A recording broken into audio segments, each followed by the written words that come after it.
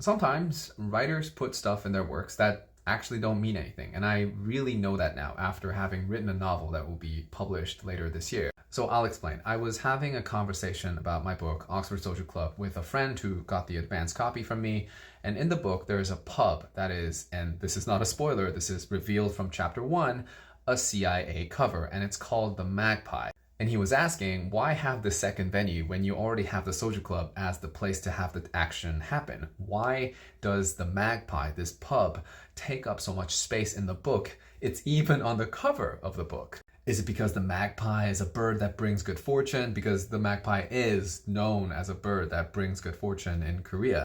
And he just kept going. Like, is it to contrast with the Soju Club to show that instead of expressing their cultural identity and promoting exchange, how immigrants often buy into white spaces for survival, kind of like how your dad, meaning my dad, used to have a pizza shop, then a bagel shop, then a gas station. Is that why? And I was just really amused by my friend just weaving all of this out. And there was this urge to say, yeah, dude, that's exactly it. I'm glad you caught that. But I realized that I just put the magpie in there because I love pubs. I love British pubs. I love it. And it is why I prefer to go to dive bars in Montreal because it's the closest thing I can find to pubs.